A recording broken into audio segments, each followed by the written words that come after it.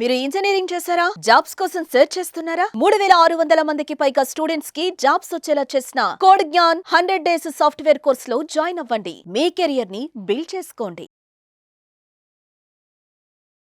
నమస్కారం అలగరి రవీంద్రనాథ్ గారు. నమస్తే అండి శ్రీ గారు. సార్, పహల్గామ్లో జరిగిన సంఘటన ఏదైతే ఉందో చాలా బాధాకరం. ఆల్మోస్ట్ 26 మంది అమాయకులైన హిందూ ప్రజల ప్రాణాలను అయితే తీసుకోవడం జరిగింది. అందులో భాగంగానే ప్రతి ఒక్కరూ కూడా ప్రతీకారం తీసుకోవాల్సిందే, అలాంటిది ఇంకొకసారి జరగకుండా వాళ్ళకి తీవ్రంగా హెచ్చరిక అయితే పడాల్సిందే అని ఇటు ప్రజలు కావచ్చు, అటు ప్రభుత్వం కావచ్చు, అండ్ మోదీ గారు కూడా ఖచ్చితంగా ఇలాంటి ఇంకోసారి జరగకుండా వాళ్ళ మీద మనం రివెంజ్ తీసుకోవడం తథ్యం అని కూడా చెప్పడం జరిగింది ఒక సభలో. మరి దీన్ని బట్టి అర్థం చేసుకోవచ్చు అంటారా సార్, ఇంకా నెక్స్ట్ యుద్ధం తప్పదు మనకి అని? శ్రీ గారు, యుద్ధం అన్నది ఒక క్రికెట్ మ్యాచ్ కాదండి. 3 గంటల సేపు 2020 క్రికెట్ మ్యాచ్ చూడాలంటే ఉత్కంఠంగా ఉంటుంది. అది ఒక స్టేడియంలో ఒక 11 మంది ఎక్కడ ఉన్నటువంటి గేమ్. యుద్ధం అంటే అది కాదు. 2 దేశాల యొక్క ఆర్థిక, సామాజిక, రాజకీయ పరిస్థితులను కూడా ఇది ప్రభావితాన్ని చేస్తుంది. రీసెంట్గా Pakistan army chief general Munir ఆయన ఒక స్టేట్మెంట్ ఇచ్చాడు. ఒక ఉత్సాహభరిత చాలా ఉత్తేజకరమైన ఒక ప్రసంగాన్ని ఇవ్వడం జరిగింది. ఆ ప్రసంగంలో ఆయన ఒక మాట అన్నాడు, ఇది యాక్చువల్గా 2 దేశాలకు సంబంధించింది కాదు. మనం కావాలని కోరుకున్నాం, ఒక మత ప్రాతిపాదికన మనం కావాలని కోరుకున్నటువంటి మన సంస్కృతి సంప్రదాయాల కోసం మనం ఏర్పాటైనటువంటి దేశం ఇది. ఆయన అక్కడితో చెప్పి ఆ మాట ఆగిపోలే. ఆయన ఇంకొక దారుణమైన పదం వాడాడు. ఒక మెడ దగ్గర ఒక నెర్వ్ ఉంటుంది, ఒక నెర్వ్ ఉంటుంది. ఆ నెర్వ్ను చిదివేస్తే చాలు భారతదేశం మొత్తం కూడా విలవిలలాడిపోద్ది అని జనరల్ మునీర్ ఒక స్టేట్మెంట్ మనకి యూట్యూబ్లో కూడా వైరల్ అవుతుంది. ఆ వీడియోని చూడండి, ప్రతి ఒక్కరు చూడాల్సిన విషయం. ఆయన ఎంత ఆవేశభరితంగా మాట్లాడుతుంటే, భారతదేశం అనేది ఆ దేశాన్ని మేము చిదిమేస్తాం, అది ఒక చిన్న నరం బట్టి లాగితే, ఇంత బాడీ కూడా ఒక నరం బట్టి లాగితే బాడీ ఎట్లయితే పాడైపోతుందో ఆ నరం ఏంటో మాకు తెలుసు, ఆ నెర్వ్ ఎక్కడో మాకు తెలుసు, అది పట్టుకున్నామంటే భారతదేశం మొత్తం కూడా విలవిలలాడిపోద్ది అని చెప్పడం జరిగింది జనరల్ మునీర్. రీసెంట్గా ఈ సంఘటన కొద్ది రోజుల ముందుగా పోనీ అక్కడతో ఆగారా, అక్కడ ఆలే తూర్పు పాకిస్తాన్, ఎగ్జాక్ట్లీ తూర్పు పాకిస్తాన్ అంటే బంగ్లాదేశ్ యొక్క ప్రెసిడెంట్ షాబుద్దీన్ కూడా రీసెంట్గా ఒక మాట చెప్పడం జరిగింది. ఎందుకు ఏమని మాట్లాడారు ఆయన, భారతదేశానికి చికెన్ నెక్ ఒకటి ఉంటుంది, ఒక కోడికి ఒక నరం ఉంటుంది, ఆ నరం లాగితే ఎట్లా పోతుందో అదేవిధంగా మేము ఆ నరాన్ని తెంపేస్తే భారతదేశం విలువలాడిపోతుందని చెప్పి బంగ్లాదేశ్ సాక్షాత్తు ప్రధాని మహమ్మద్ షాబుద్దీన్ కూడా ఒక మాట మాట్లాడడం జరిగింది. అంటే వెస్ట్ వైపు నుంచి పాకిస్తాన్ అదే స్టేట్మెంట్స్ ఇస్తారు, ఈస్ట్ వైపు ఉన్నటువంటి బంగ్లాదేశ్ కూడా అదే మాటిస్తారు. వీళ్ళిద్దరికీ చిన్న చిన్న దేశాలు, అంటే ఒక మేరు శిఖరం దగ్గర చిన్న చిన్న పిల్ల కాలువ లాంటి అంటే పిట్టగోడలు లాంటివి. ఈ దేశాల్లో మాట్లాడే మాటలు అట్లా మాట్లాడితే భారతదేశం ఎలా మాట్లాడాలమ్మాయి? అంటే వీళ్ళకి ఈ అండదండలు ఎక్కడి నుంచి వస్తున్నాయి? వీళ్ళకి 2 వైపులా, మన భారతదేశానికి 2 వైపులా పక్కలో బల్లెల్లా తయారీలు ఇద్దరు కూడా. ఇలా మాట్లాడడానికి వాళ్ళకి ఆ సాహసానికి కారణం ఏంటి?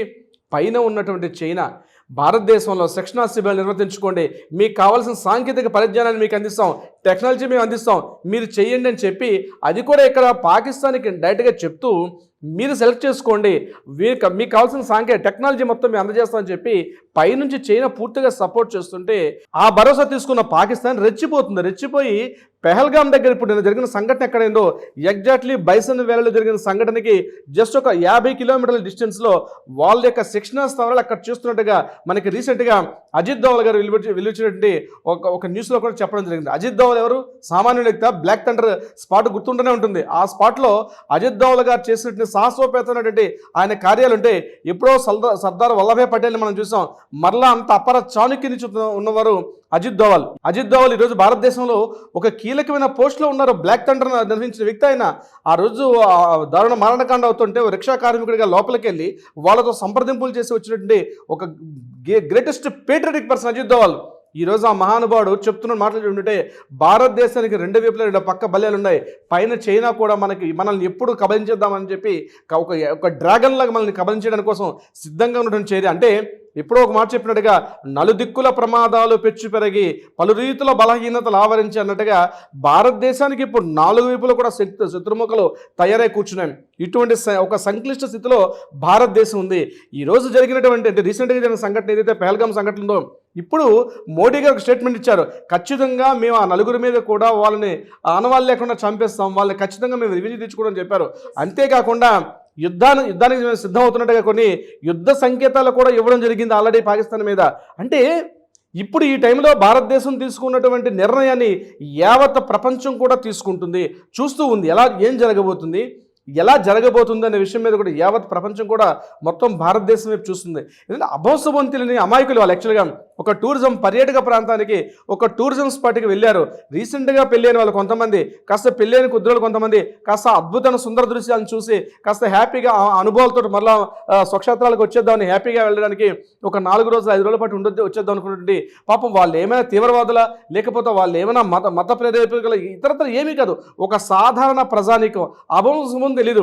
నా భార్య, నా పిల్లలు, నా కుటుంబం ఉన్నటువంటి ఒక వ్యక్తిగతంగా ఒక మధ్యతరగతి వ్యక్తులు వాళ్ళు కేవలం ఆ వర్క్ను చూసుకుని మనం ఇంటికి వచ్చేద్దాం అనేటువంటి అటువంటి వాళ్ళ మీద అత్యంత కిరాతకంగా వాళ్ళ మీద దాడి చేయడాన్ని భారతదేశంలో పెద్దలు డైజెస్ట్ చేసుకోలేకపోతుంది. మన ఇంట్లో ఉన్నటువంటి కుటుంబ సభ్యులకి ఇలా జరిగితే ఎంత బాధపడిపోతారో ఆ బాధ మాటల్లో పూర్తిగా మోడీ గారి యొక్క మాటల్లో వ్యక్తపరుస్తున్నారు. అటు అమిత్ షా కానీ, రాజ్నాథ్ సింగ్ కానీ, అజిత్ దోవల్ గారు కానీ, ప్రొఫెసర్ జయశంకర్ కానీ వీళ్ళందరూ కూడా స్టేట్మెంట్స్ ఇస్తుంటే ఒక ఇంటి కుటుంబ సభ్యుడు చనిపోతే ఎంత బాధపడతారో, భారతదేశం నా భారతదేశం నా మాతృభూమి, భారతదేశం నా సహోదరులు అనుకోవడమే కాదు, ఈరోజు ఈ సంఘటనకి ప్రతి ఒక్క భారతీయుడు అనుకున్నవాడు, భారతదేశం నా జీవనాడు అనుకున్న ప్రతి ఒక్కరు కూడా ఈరోజు స్పందిస్తున్నారు ఈ విషయానికి. అయితే యుద్ధం విషయానికి వస్తే నేను అనుకున్న విషయాలు మనకు చెప్తున్నానండి సిరి గారు. యుద్ధం అనేది ఆల్రెడీ పాకిస్తాన్లో స్టార్ట్ అయిపోయింది. అది ఎటువంటి యుద్ధం? అంతర్యుద్ధం స్టార్ట్ అయింది. ఈరోజు పాకిస్తాన్లో ఒక హాఫ్ లీటర్ మిల్క్ కాస్ట్ ఎంత అని మనం గూగుల్లో చెక్ చేసి తెలుస్తుంది. 240 rupees half litre milk cost ఈరోజు. ఒక 8 స్లైస్ల బ్రెడ్ కాస్ట్ ఎంత అంటే 140 రూపీస్ ఒక బ్రెడ్ కాస్ట్ కనిపిస్తోంది. ఈరోజు వాటర్ బాటిల్, ఒక లీటర్ వాటర్ బాటిల్ అంటే 150 రూపీస్ కనిపిస్తోంది. అంటే ఆల్రెడీ అంతర్గతంగా ఉన్నటువంటి పాకిస్తాన్ ప్రజానీకం ఈ యుద్ధాన్ని హర్షించట్లేదు. భారతదేశంతో కయ్యానికి కాలుదూయే పరిస్థితులు లేదు. కేవలం ఎవరైతే పాకిస్తాన్ నుండి కుహానా రాజకీయ నాయకులు కావచ్చు, లేకపోతే మతం రంగు పులుముకొని మతాన్ని ఒక ప్రేరేపితంగా తీసుకున్నటువంటి ఎవరైతే మిలిటరీ సెషన్స్లో ఉన్నారో కేవలం వాళ్ళు మాత్రమే యుద్ధాన్ని ఘోషిస్తున్నారు తప్పించి సాధారణ ప్రజానీకం కోరుకున్నది కూడు నీడు గుడ్డ. అంటే రాత్రి ఇంటికి పోతే పడుకోవడానికి ఒక షెల్టర్ కావాలి, తినడానికి 5,000 నోట్లకు వెళ్ళి తిండి కావాలని అనుకుంటారు తప్పించి ఎవరు కూడా యుద్ధ వాతావరణం ఎవరు రచించరు. ఈరోజు వాళ్ళు అక్కడ మతం అనే రంగును పులుముకున్నారు. ఎందుకని అంటే అక్కడ నువ్వు హిందువా ముస్లిమా, హిందూహే ముస్లిమే అని అడిగి మరీ కాల్చి చంపడం దృశ్యం ఏదైతే ఉందో ఇది రెండు మతాల మధ్య వైరం పెట్టే విధానం. ఈరోజు నేను చెప్తున్నాను, భారతదేశంలో ముస్లిమ్స్ అందరూ కూడా ఏకతాటి మీద ఖండించాల్సిన అవసరం అయితే ఉంది. ఎవరైతే కుహానా పెద్ద ముస్లిం మత పెద్దలు అనుకుంటారో ఈ సంఘటన నిజంగా లేదనుకుంటే, మీరు నిజంగా యాక్సెప్ట్ చేయకపోతే, ఒకప్పుడు మీరు ఇంతకుముందు జరిగిన సంఘటనలకు ఏ రకంగా అయితే మీరు ఎలా అయితే మాట్లాడారో అంతగా 10 రెట్లుగా మీ వాయిస్ వినిపించాల్సిన అవసరం ఉంది. లేకపోతే అంతర్యుద్ధం ఇక్కడ కూడా స్టార్ట్ అయ్యే అవకాశం తప్పనిసరిగా ఉంటుంది సిరిగారు. అంటే ఇది 2 దేశాల మధ్య వైరం కాదు, 2 మతాల మధ్య వైరం. అనాదిగా వేల సంవత్సరాలుగా భారతదేశం మీద వాళ్ళు చేస్తున్న దమనకాండ ఏదైతే అల్లావుద్దీన్ ఖిల్జీ కావచ్చు, గోరీ మహమ్మద్ కావచ్చు, గజనీ మహమ్మద్ కావచ్చు, ఈ దాడులు చేసుకుంటూ పోతుంటే చరిత్ర మాకు అవసరం లేదు. మరి ఇప్పుడు జరుగుతుంది అదే జరుగుతుంది. చరిత్ర కాలం మారినా, పరిస్థితులు మారినా చేస్తున్నట్టు దమనకాండ మాత్రం మారలేదు కదా. ఆ రోజులు అప్పుడు చేశారు, ఈ రోజుల్లో ఇప్పుడు ఇలా జరుగుతుంది. నేను ఏమంటున్నానంటే ఇప్పటికైనా ఇక్కడ కాదు, భారతదేశంలో ప్రతి ఒక్క వ్యక్తి హిందువా, ముస్లిమా, క్రిస్టియనా దీనిని ఖండించాలి. మతానికి వ్యతిరేకంగా మేము లేదు, మా మతాన్ని మేము స్వీకరిస్తాం. కానీ ఈ జరుగుతున్న సంఘటన ఏదైతే ఉందో ఇది ఒక దేశం మీద జరుగుతున్న, ప్రత్యేకించి మెజారిటీ పీపుల్ అంటే హిందువుల మీద జరిగిన దాడిగా ప్రతి ఒక్కరూ మాట్లాడుకుంటున్నారు. కాబట్టి నేను అనుకుంటాను భారతదేశం చేసిన కొన్ని విధానాల్లో అటు యుద్ధ వాతావరణం ప్రేరేపించినప్పుడు కూడా అటు పాకిస్తాన్ కూడా at the same time retort అయ్యారు. సిమ్లా ఒప్పందం 1966 చేసుకున్నటువంటి సిమ్లా ఒప్పందాన్ని కూడా వాళ్ళు క్యాన్సిల్ చేసుకున్నారు. సింధు జలాలకు వాళ్ళు చాలా సీరియస్ అవుతున్నారు. ఎందుకు అంటే వాళ్ళకి కావాల్సిన ఆహార సదుపాయాలన్నీ కూడా సింధు జలాల ద్వారా అందుతున్నటువంటి వాటిని భారతదేశం రీసెంట్గా ఆ మొత్తం వాటర్ని కూడా వెళ్లకుండా అడ్డగించడం జరిగింది. అంటే ఆ ప్రాంతం ఎడారిగా మారే అవకాశం ఉంటుంది. దీని మీద రిటార్ట్ అవుతున్నారు. రకరకాల యుద్ధ వాతావరణం అన్నది ఆల్రెడీ బోర్డర్లో వాఘా బోర్డర్ని క్లోజ్ చేసేసారు ఆల్రెడీ. ఇప్పటికే వాఘా బోర్డర్ అంటే గుజరాత్ ఉన్న వాఘా బోర్డర్ అనేది అటు 2 దేశాల మధ్య వెళ్ళడానికి కోసం చెప్పి వాజ్పేయి గారు ఏర్పాటు చేసినటువంటి ఆ బోర్డర్లో సంజోతా ఎక్స్ప్రెస్ ట్రైన్ కూడా వెళ్తుంటుంది భారతదేశానికి పాకిస్తాన్కి మధ్య. ఈ రోజు ఆ ద్వైపాక్షిక ఒప్పందాలు పూర్తిగా అడుగుండిపోయి యుద్ధ వాతావరణం వస్తుందంటే అటువంటి వాతావరణం కనిపిస్తుంది. కానీ నేను అనుకోవడం డైరెక్ట్గా యుద్ధం చేసే అవకాశం అయితే చాలా తక్కువ ఉంటుంది. యుద్ధం డైరెక్ట్గా వచ్చే అవకాశం అయితే ఉండదు. కానీ వ్యక్తిగతంగా ఆయా దేశాల మధ్య ఉన్నటువంటి అంతర్యుద్ధం మొత్తం తప్పనిసరిగా వస్తుంది. సిరిగారు thank you sir, thank you so much. Suman టీవీలో మీ పర్సనల్ అండ్ బిజినెస్ ప్రమోషన్స్ కోసం కింది నెంబర్కి కాంటాక్ట్ చేయండి.